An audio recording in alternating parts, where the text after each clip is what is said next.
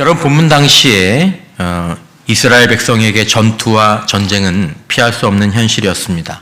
목숨을 건 전투와 전쟁이 그들의 삶 가운데에서 일상이었죠.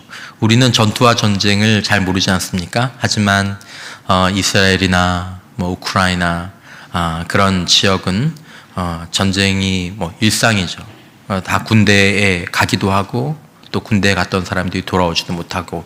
하지만 지금 이스라엘 백성들이 살던 이 시대에는 전쟁이 그냥 매년 일상처럼 있는 그런 때였습니다. 그러니까 민수기 1장 3절에 보면 이스라엘 중 20세 이상으로 누구를요? 싸움에 나갈 만한 모든 자를 너와 아론은 그 진영별로 계수하되. 그러니까 사람을 계수하는 목적이 무엇에 있었습니까? 싸움, 전쟁에 있었습니다. 사람 숫자에 든다는 것은 곧 싸움에 나간다는 것을 의미했습니다. 그러니까 존재한다는 것, 곧 이제 싸운다라는 그런 의미죠. 그러므로 거기서는 싸우지 못하는 여인이나 노인이나 아이는 그냥 무시해서가 아니라 어떤 수를 헤아릴 의미를 잃어버리는 것입니다. 만약에 이 싸움에서 이기지 못하면 그 개인은 물론 민족 전체가 사라지는 것이기 때문에 싸움이 중요했던 것이죠. 여러분, 이들의 전쟁은 컴퓨터 게임이 아니었습니다. 죽음과 생명이 갈라지는 전투였습니다. 그러니까 신명기 20장 4절 이하 이제 5절부터 보면 몇몇 전투에서 예외하라는 하나님의 말씀이 나오죠. 이것도 이제 살펴보긴 해야 되는데 오늘은 살펴보지 못하지만, 그러니까 애써 집을 다 지었는데 갑자기 전투가 났어요. 그러면 그가 만약에 전쟁에 나가면 갔다가 다시 돌아오지도 못할 수도 있는 그런 전쟁이죠. 다시 물을 수가 없는. 엊그제 약혼을 했는데 전쟁이 나면 돌아와서 결혼할 수 있을 것이라고 결국 장담할 수 없는 것이 전쟁이죠. 자, 오늘날 우리는 전투나 전쟁을 치르는 시대를 살지 않습니다. 하지만 우리는 우리의 인생을 전투에 비유하는데 매우 익숙합니다. 그렇죠? 인생을 얘기할 때 인생은 힘든 싸움이다. 인생은 쉽지 않은 전투다. 이렇게 얘기할 때 야, 무슨 소리야, 인생이 무슨 전투야, 인생이 무슨 싸움이야, 이렇게 얘기하는 사람들 없죠? 특별히 한국 사회는 더 그런 것들이 많이 있는 것 같습니다. 매일매일이 전투 같고 매년매년이 살벌하고 인생 전체는 거대한 전쟁이라고 비유하는 것이 낯설지 않습니다. 그러니까 전투와 전쟁은 다르죠. 전투에 져도 전쟁에는 승리하는 경우가 있지 않습니까? 그러니까 매일매일은 전투 같고 인생 전체는 거대한 이 전쟁 같은 거죠. 이스라엘 백성들은 남자 20세 이상의 남자들만 전투에 투입되었지만 오늘 우리 인생의 전투는 남자만 전투를 치는 게 아니라 여자분들도 전투를 치르고 있고, 젊은 사람은 전투를 치는 게 아니라 우리 아이들도 학교에서 엄마 내가 얼마나 힘든지 알아? 전투를 치르고 있고, 그리고 노년이 되어서도 인생에서 전투를 어떤 의미에서는 치르는 삶을 피할 수 없는 거죠. 이겨야 되는 싸움입니다. 승리해야 됩니다. 근데 여러분, 우리가 인생의 이 길을 걸어가고 인생의 전투를 치를 때 만만치가 않을 때가 있죠. 어떤 때는 분명히 이유가 있어서 힘든 때도 있지만 때로는 그 이유를 잘 모르는 채 그냥 다 포기하고 싶을 때도 있습니다. 인생에서 하루가 편안할 날은 있죠. 야, 오늘은 참 편안하다, 평안하다. 하지만 한 주 내내 그런 주도 혹시 있죠. 하지만 한 달 내내, 한 달 내내 너무너무 평안하다, 이런 날이 거의 없을 겁니다. 우리 인생은 늘 전쟁 가운데 있다라는 명제 또 문장에 우리가 좀 다 동의가 되죠. 여러분, 여러분의 전쟁, 우리의 전투는 어떻습니까? 지금 인생의 전장을 살아가는 여러분들과 저의 마음은 또 전투를 준비하고 또 치러야 하는 우리들의 마음은 어떻습니까? 자, 이스라엘 백성의 전투와 전쟁은 때때로는 아주 드물게는 병력에서 우위에 있었던 때가 있었지만 대부분 그들이 갖고 있는 병력이나 무기체계는 적군에 비해서는 부족할 때가 많았습니다. 오늘 본문에 보면 말과 병거와 병력, 숫자, 이게 정확하게 나오죠. 그러니까 전쟁과 전투에 딱 나갔는데 딱 가서 보니까 말도 적고 병거, 오늘날로 말하면 전차죠. 병거도 적고, 그리고 병력도 우리보다 훨씬 많아요. 이게 그냥 눈으로 딱 보여요. 눈으로 보이는 게 무섭죠. 돈 같은 것도 숫자로 딱 보이잖아요. 이 숫자로 통계화되는 게 굉장히 무섭거든요. 그럴 때 어떤 마음이 들까요? 전투와 전쟁에서 불안해지게 되는 거죠. 이스라엘 백성들에게 전투와 전쟁은 늘 이런 불안한 것이었습니다. 항상 대부분 나보다 훨씬 많은 말을 가진, 나보다 훨씬 많은 병거를 가진, 나보다 훨씬 많은 병력을 가진 사람들과 싸워야 하는, 이 싸움 지면 인생이 끝나는데요. 죽는 건데요. 우리가 사는 이 인생의 전투에서 우리가 만약에 뒤로 밀리게 되면 이거는 뭐 인생에서 죽음과 같은 사건들을 의미하는 것 아닙니까? 그러므로 그들의 전투와 전쟁에 대한 하나님의 명령은 이렇게 시작합니다. 이 신명기 20장은 전쟁과 전투에 관한 하나님의 백성들을 향하신 하나님의 명령이거든요. 제일 처음에 이렇게 시작합니다. 1절에 내가 나가서 적군과 싸우려 할 때 세 가지가 많죠. 말과 병거와 백성이 너보다 모함을 볼지라도 많음을 볼지라도, 이런 일이 많다는 거예요. 이런 일이 대부분이라는 거예요. 이거 시작으로 놓고 들어갔어요. 우리 인생과도 비슷하죠. 우리 인생의 전투 역시 끊임없이 이어지지만 여러분, 우리는 모두가 다 사실 다 버거없습니다.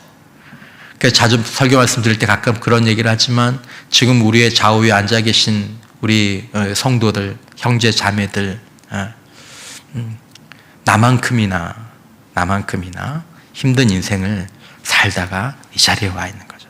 그러니까 우리 서로를 보면서 이 함께 전투를 치는 전우회 같은 게 있어야 돼요. 전우회.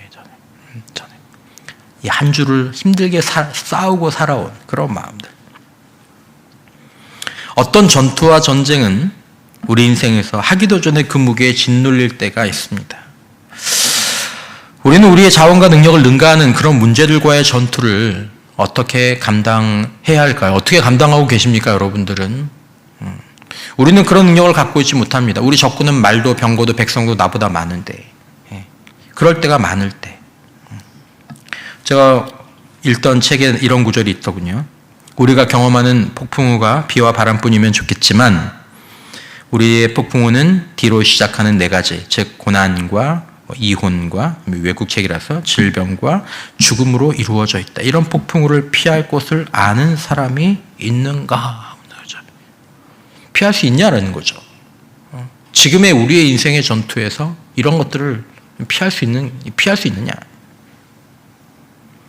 우리는 지금 전투를 끝내고 혹은 전투 중에 그리고 전투를 앞두고 이곳에 앉아 있다고 볼 수 있습니다. 우리는 우리 인생의 전투, 어떻게 우리 인생의 전투와 인생의 폭풍 앞에서 서는가? 특별히 적군의 말과 병력과 병거가 우리보다 많은데 내가 가진 자원으로는 이 인생의 전투를 감당하고 이겨낼 승산이 거의 없다고 느낄 때 여러분들은 무엇을 생각하고 어떻게 생각하십니까? 우리와 스스로와 우리의 생각과 우리의 마음들을 돌아보면서 이 말씀을 좀 주의 있게 볼 필요가 있다고 생각합니다. 실제 열세에 놓인 전투에 나서야 하는 하나님의 백성에게 주시는 하나님의 말씀, 그 속에서 우리는 오늘 우리 삶의 전투, 열세에 놓여인 우리의 삶의 전투에 임하는 저와 여러분들에게 주시는 실제적인 교훈을, 성령의 음성을 우리 마음 가운데 담을 수 있기를 주님의 이름으로 축원합니다. 자, 신명기 말씀에서 하나님은 이스라엘 백성들에게 전투에 대한 명령을 주십니다. 자, 그것은 우리가 기억해야 될 것은 하나님의 자녀인 우리들이 인생의 전쟁에서 가져야 될 첫 번째 규칙이 자연스럽게 되는 것입니다. 그러니까 무슨 말씀이냐면 첫 번째, 하나님의 백성은 누구의 방법대로 싸워야 한다고요? 하나님의 방법대로 싸워야 한다. 하나님이 전투에 대한 명령을 주시잖아요. 그러니까 하나님의 백성들은 전투에서 누구의 명령을 생각해야 됩니까? 하나님의 명령을 관심을 갖고 생각해야 된다는 것입니다.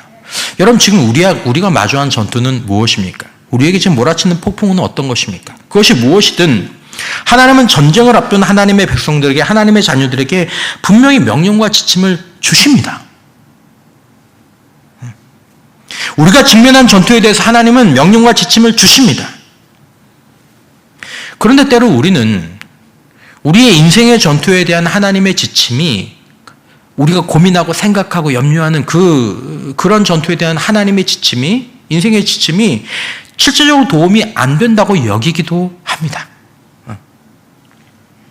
그러나 하나님은 육신의 전투뿐만 아니라 하나님은 모든 전쟁에서 승리하시는 분인 줄 믿습니다. 당연한 말이지만 하나님은 우리보다 전쟁에 대해서 더 잘 아십니다. 육신의 전쟁뿐만 아니라 우리가 겪고 있는 모든 형태의 어려움, 고난들, 재정적인 위기들, 질병들, 죽음까지도 우리 하나님은 그것들을 어떻게 싸워야 하는지 우리 하나님은 가장 잘 아십니다. 우리는 경건생활과 기도생활뿐만 아니라 전쟁에서도 하나님의 말씀과 명령이 진리라는 것을 기억해야 되는데 우리가 그것을 기억하고 있느냐라는 거죠. 우리 인생의 전쟁에서. 여러분, 우리는 지금 우리가 처한 인생의 전투에서 하나님의 명령과 지침을 구하고 있는지 볼 필요가 있습니다. 걱정은 해요. 염려는 하죠. 근데 그 가운데에서 이 전투에 대해서 하나님이 어떤 것을 말씀하시지? 뭐라고 말씀하시지? 그것에 대해서 질문하고 구하느냐라는 것입니다. 마치 하나님의 명령과 방법을 따르기 위해 전장에 가면 부하들이 지휘관의 명령을 진지하게 구하는 것처럼 하나님, 이 내 인생의 전쟁에서 하나님의 뜻은 무엇입니까? 하나님의 명령은 무엇입니까? 인생의 전투와 우리 삶의 기반을 뒤흔드는 폭풍 속에서 우리가 가장 먼저 해야 할 일이 바로 이것입니다. 이 전투에 대한 하나님의 명령은 무엇인가에 귀를 기울이는 것. 또 이것에 대해서 귀를 기울이지 않는 것. 우리는 이 두 길 가운데 서 있습니다. 하나님은 단 한 번도 지신 적이 없는, 진 적이 없는 지휘관이십니다. 하나님이 개입하신 모든 전투에서 당연하지만 항상 승리하고 이기셨음을 우리는 다시 기억할 필요가 있습니다. 그러나 우리는 때로 인생의 전쟁에서 하나님의 명령에 귀를 기울이지 않고 인생의 전쟁에서 자기 생각이나 아니면 사람들에게 가서 전략을 구하고 도움을 먼저 구할 때가 많다라는 것입니다. 인생에 문제가 있는데 인생의 전투가 시작되고 지금 이 전투가 너무 열세인데 하나님 앞에 귀를 기울이지 않는다라는 것입니다. 하나님의 방법은 비현실적이라고 생각하는 경우도 있는 것이죠.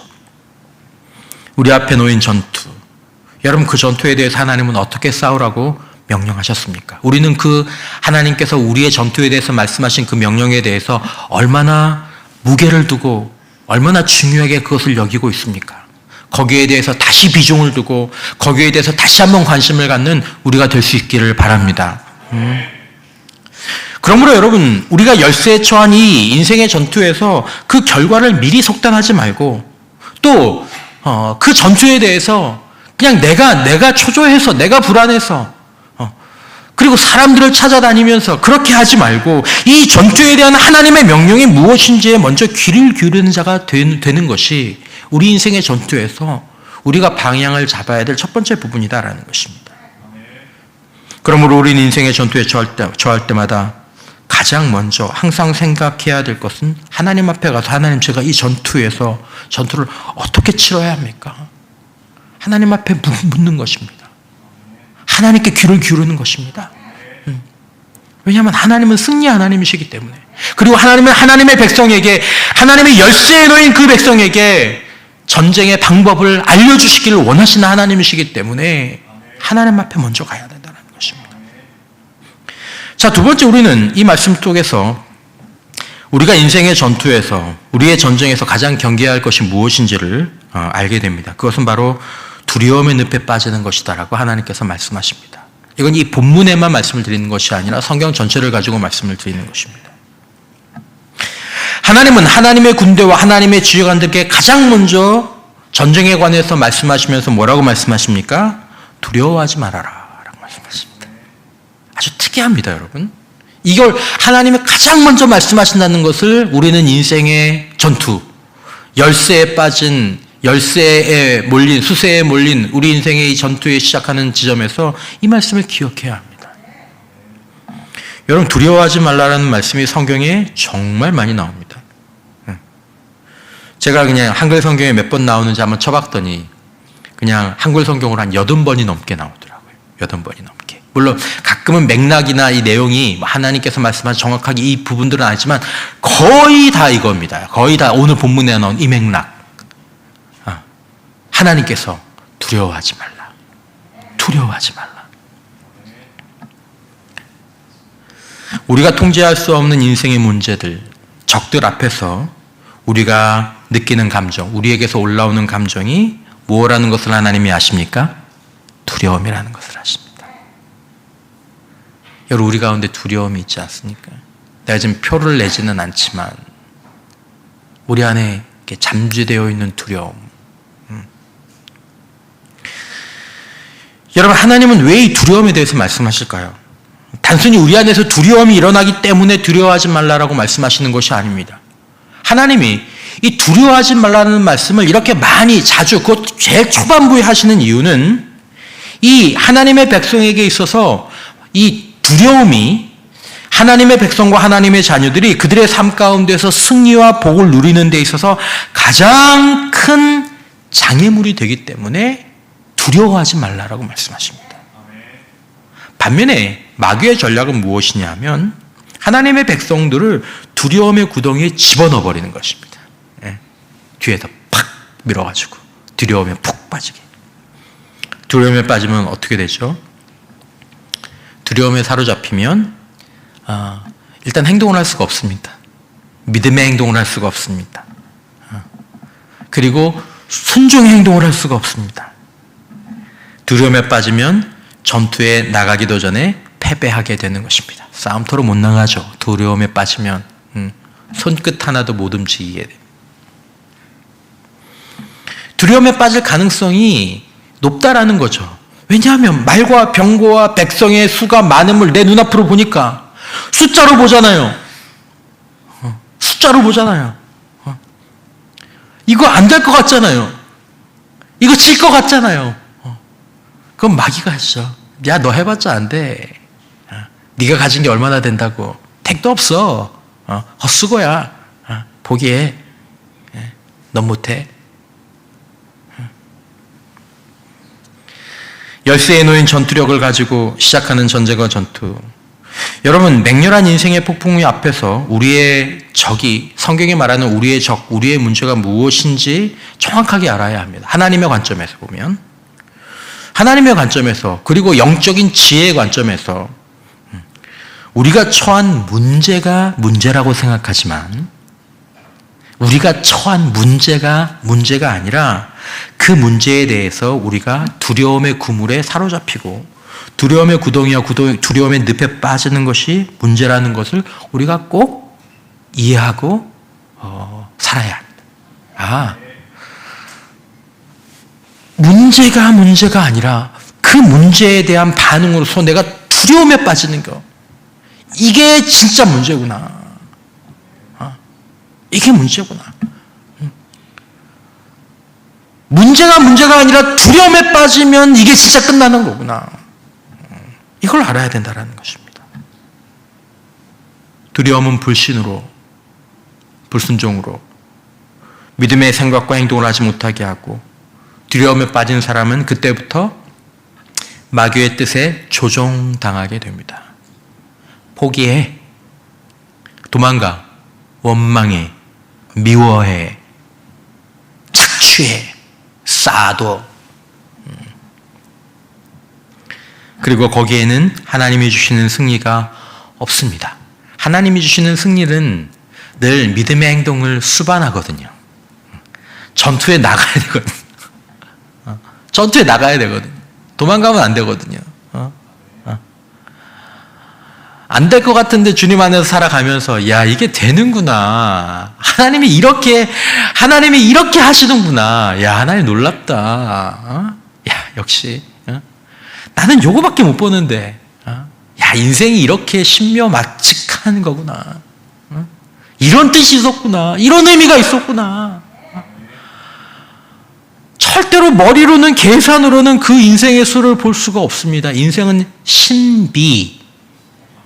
하나님이 개입되어 있는, 우리의 인생은 하나님의 섭리가 개입되어 있는 것이기 때문에 인생은 신비에 속한 것입니다. 근데 보고 안 된다고 결정을 내버리는 거예요.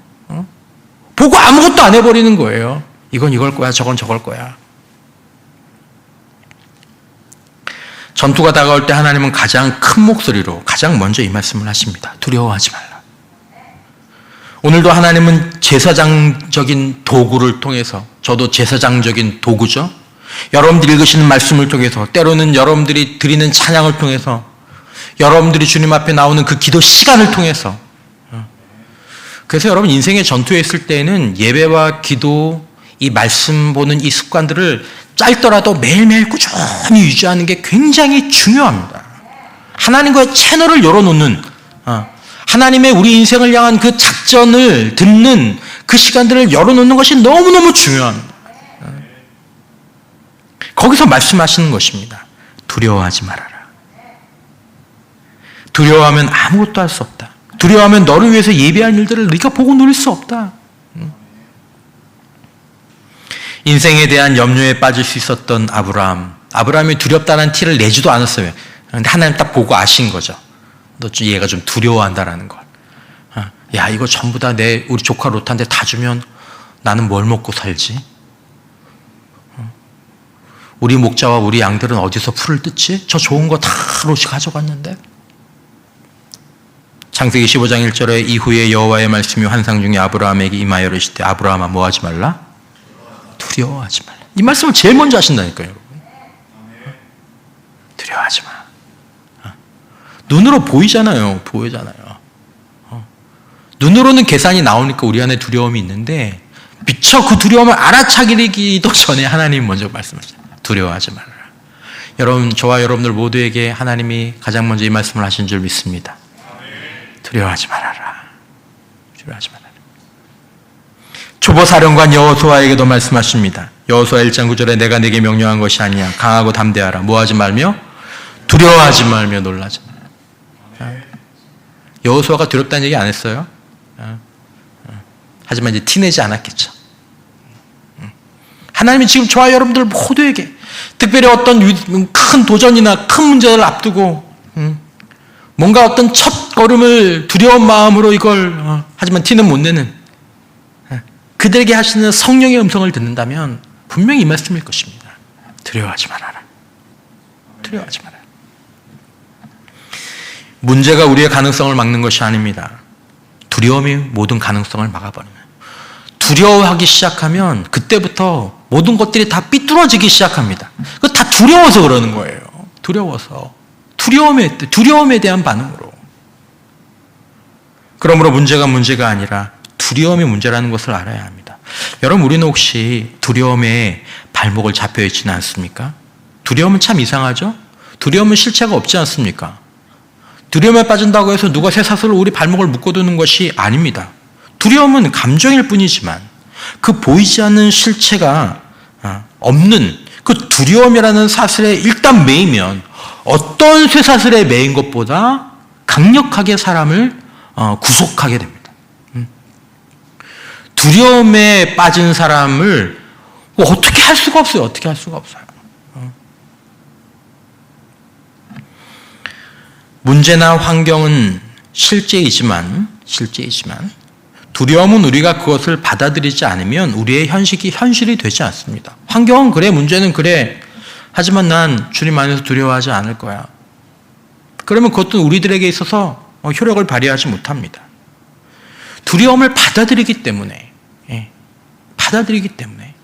하나님의 말씀은 잊어버리고 아니면 하나님의 말씀은 저 멀리서 메아리처럼 들려오고 하나님의 말씀은 들어본 적이 없는 상태에서 가까이서 마귀가 속삭이는 그 얘기를 듣고 두려움을 받아들이기 때문에 두려움의 사슬이 우리의 손과 우리의 발과 우리의 생각과 우리의 마음을 묶어버리는 거죠.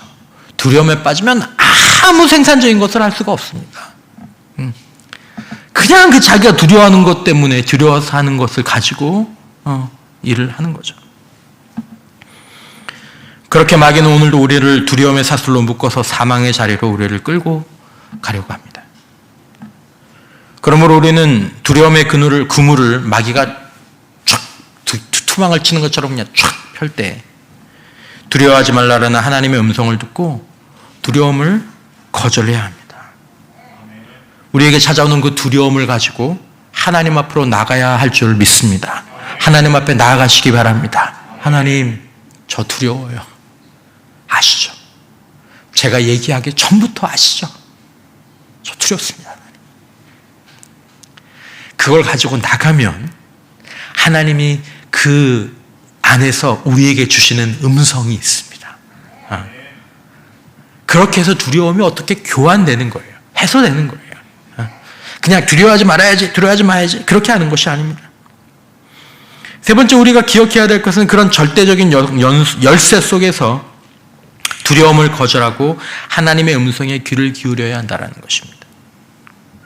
말씀드린 것처럼 하나님은 우리의 마음을 아십니다. 여러분, 하나님이 여러분과 저의 마음을 알아주시는 분임을 믿으시기를 바랍니다. 아마 우리 마음을 가장 잘 알아주시는 분은 우리 부모님이실 거예요. 그리고 특별히 거의 대부분 자녀의 마음을 가장 잘 알아주는 사람은 아버지보다는 어머니실 거예요. 어머니들은 거의 대부분 알죠.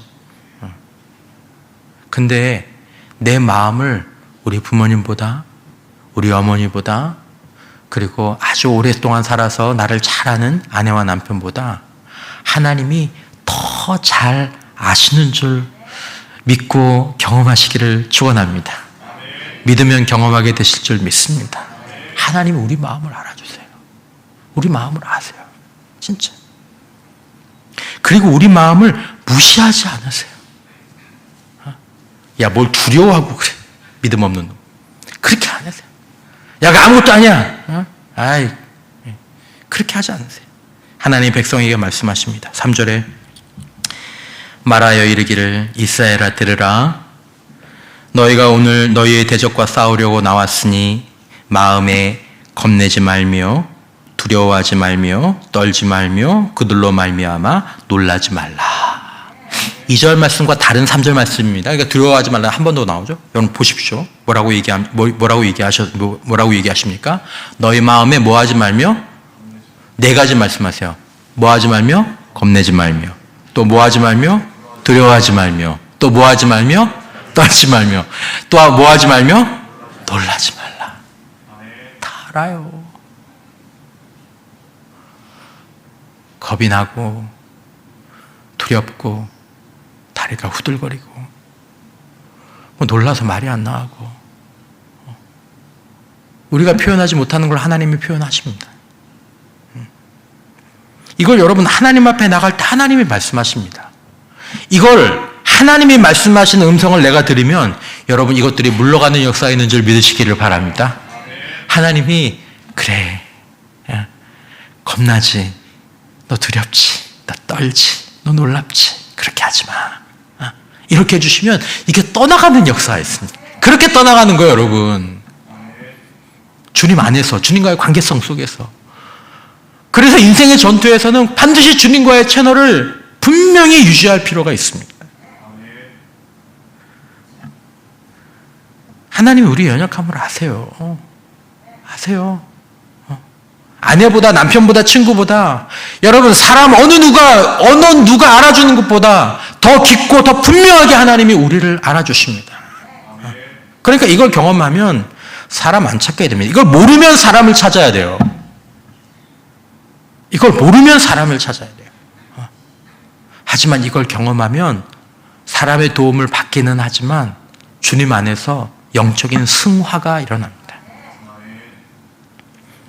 인생의 전투를 앞두었을 때, 폭풍과 몰아칠 때 하나님이 말씀하십니다.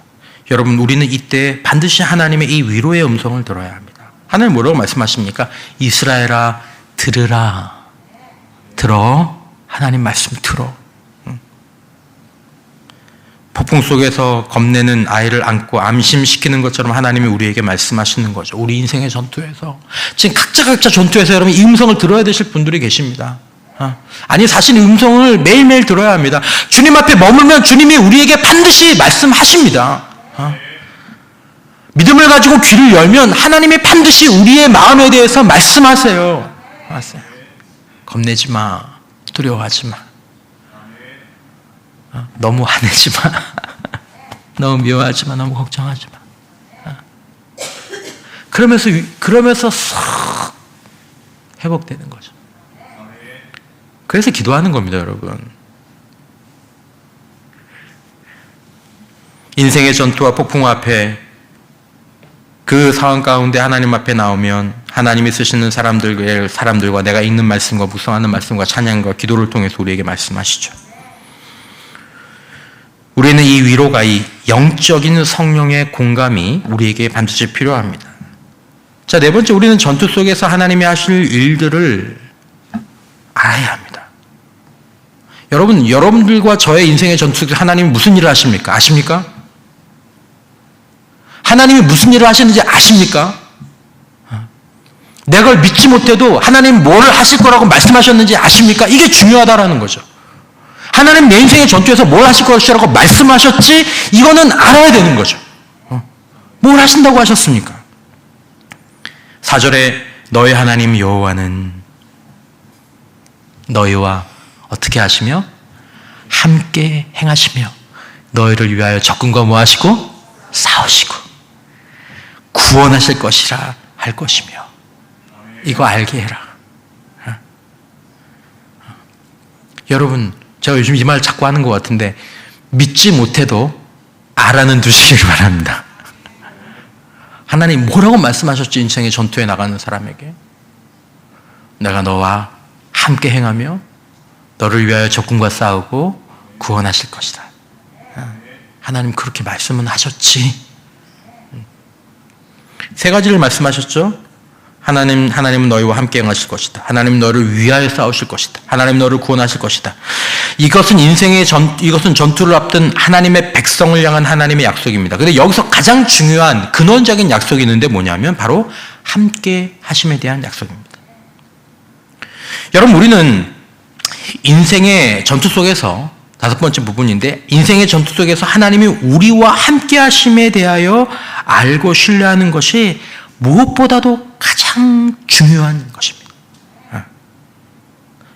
이 진리를 먼저 알아야 되는 거죠. 1절에도 주님이 말씀하셨어요. 그들을 두려워하지 말라. 그러면서 애굽 땅에서 너를 인도하여 내신 내 하나님 여호와가 너와 뭐 하시느니라? 함께 하시느니라. 그리고 4절에 또 말씀하셨죠. 너희 하나님 여호와는 너희와 뭐 하시며 함께 행하시며 함께 하시고 함께 행하시고. 여러분 인생의 전투에서 이 말씀을 기억하십니까? 앞으로는 이 말씀을 기억하는 저와 여러분 되시길 축원합니다. 하나님은 나와 함께 하신다고 말씀하셨다. 내가 그걸 잘 믿지는 못하지만 분명히 하나님 그 말씀을 하셨어. 두려워하지 말라. 두려워 말라라는 말씀이 항상 강력하게 따라붙는 말씀이 바로 이 말씀입니다. 나는 너희와 함께한다. 여러분, 두려워하지 말라라는 말씀만 단독으로 나오는 경우는 거의 없습니다. 두려워하지 말라라는 말씀이 나오면 정확한 표현으로든 아니면 의미상으로든 반드시 뭐가 나옵니까? 내가 너와 함께한다. 이 쌍으로 나옵니다. 살벌한 전투를 앞두고 하나님의 백성이 바로 이것을 알고 신뢰하기를 원하시는 거죠. 그냥 두려워하지 말라만 아니고, 그래야 이 전투 속에서 두려움의 포로가 되지 않고 하나님의 구원의 역사를 보고 행할 수 있고, 믿음의 역사를, 믿음의 순종을 할 수 있고, 믿음의 행동을 할 수 있기 때문입니다. 계속해서 여러분, 성경에서 얼마나 많이 이렇게 이 말씀이 반복되는지 다시 한번 주목해 보셨으면 좋겠습니다. 이 두 문장을 같이 한번 보라는 거죠. 창세기 26장 24절에 그 밤에 여호와께서 그에게 나타나 이르시되, 아까 15장은 또 다른 부분입니다. 나는 내 하나님, 내 아버지 아브라함의 하나님이니 두려워하지 말라. 내 종 아브라함을 위하여 내가 너와 뭐하 있어? 함께 있어. 두려워하지 마. 내가 너와 뭐해? 함께 해. 민수기 14장 9절. 다만 여호와를 거역하지 말라. 또 그 땅 백성을 뭐하지 말라? 두려워하지 말라. 그들은 우리의 먹이라. 그들의 보호자는 그들에게서 떠났고 여호와는 우리와 뭐 하시느니라? 함께 하시느니라. 이 쌍으로 나오죠. 역대하 32장 7절에 너희는 마음을 강하게 하고 담대하고 아수르 왕과 그를 따르는 온 무리로 말미암아 뭐하지 말며 두려워하지 말며 놀라지 말라. 우리와 뭐 하시는 이가 함께 하시는 이가. 이사야서 41장 10절 뭐하지 말라? 두려워하지 말라. 내가 너와 함께 합니다. 쌍으로 나옵니다. 쌍으로. 이 말씀을 같이 기억하십시오. 여러분, 하나님이 우리 인생의 전투 가운데 하나님이 나와 함께 하신다. 두려워하지 말자. 하나님 나와 함께 하신다. 이게 믿어지지 않으면 이 말씀을 알기라도 하십시오. 하나님 뭐라고 말씀하셨지? 인생의 열쇠에 놓인 전투와 그 백성들과 우리 믿음의 조상들과 왕들과 다윗과 예수님의 제자들에게 두려워하지 말라. 내가 너와 함께한다. 말씀하셨지. 이걸 마음에 품고 있으면 이 말씀의 역사가 일어날 줄 믿습니다. 네. 품고 있으면. 그래서 말씀을 알아야 돼요. 우리는 이 말씀을 기억하고 이 말씀을 묵상하는 가운데 이 말씀이 성령으로 내 말씀이 되는 그런 은혜가 우리에게 일어나게 되는 것이죠. 그러므로 두려움이 밀려 들어올 때 상황이나 사람들을 떠올리지 말고 함께 하시는 하나님을 약속의 말씀과 함께 기억해야 되는 것입니다. 구원은 하나님께 있는 줄 믿습니다. 평안도 하나님이 주시는 것입니다. 사람에게서 평안을 얻으면 사람이 흔들릴 때 우리가 흔들리게 됩니다. 우리의 평안은 어디에 그 근거를 두고 있습니까? 여러분과 저의 인생 가운데 인생에 대한 불안, 염려, 존재에 대한 불안과 염려를 해소하는 그 평안의 근거가 정말 어디 있느냐라는 것입니다. 사람에게 있습니까? 그럼 그 사람 흔들리면 여러분들이 갖고 있는, 우리가 갖고 있는 평안도 흔들리게 될 것입니다. 물질에 있습니까? 그러면 거기에서 흔들리면 흔들리게 될 것입니다. 사역이 있습니까? 사역이 흔들리면 그것도 흔들리게 될 것입니다. 평안의 근거가 하나님께 있는 저와 여러분 되시길 주님의 이름으로 축원합니다. 평안의 근거가 항상 나와 함께 계시는 하나님에 대한 약속의 말씀에 있기를 주님의 이름으로 축원합니다. 그러니까 하나님께 평안의 근거를 둔다라는 말은 나와 함께 하시는 하나님을 믿음으로 바라본다라는 것입니다. 하나님은 우리의 두려움을 아시고 우리의 연약함과 열쇠를 아십니다. 그러나 하나님은 지금 여기서 항상 우리와 함께 하십니다. 이것은 성경에서 가장 중요한 약속이고 궁극적인 약속입니다.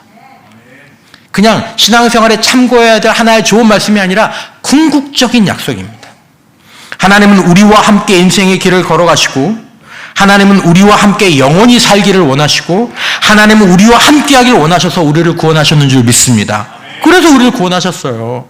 천국이 뭡니까? 하나님과 함께 사는 거예요. 구원이 뭡니까? 주님과 함께 동행하는 거예요.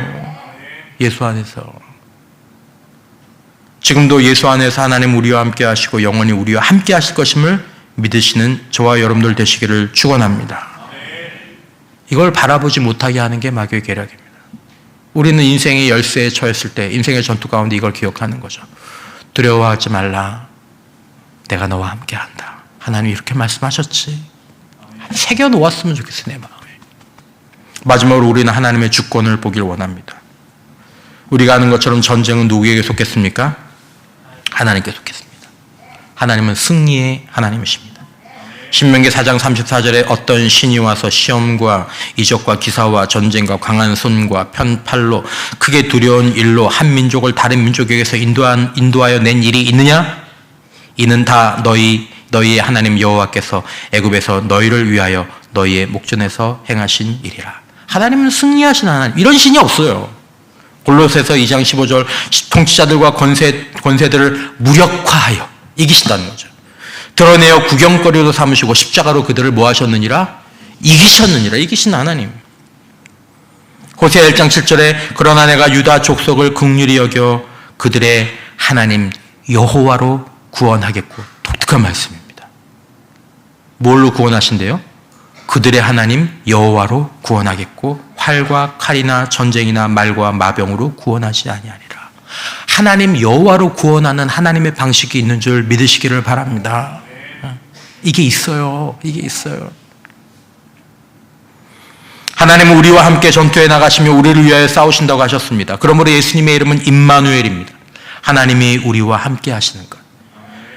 이사야서 7장 14절 그러므로 주께서 친히 징조를 너에게 주실 것이라. 보라 처녀가 잉태하여 아들을 낳을 것이요 그의 이름은 임마누엘이라 하리라.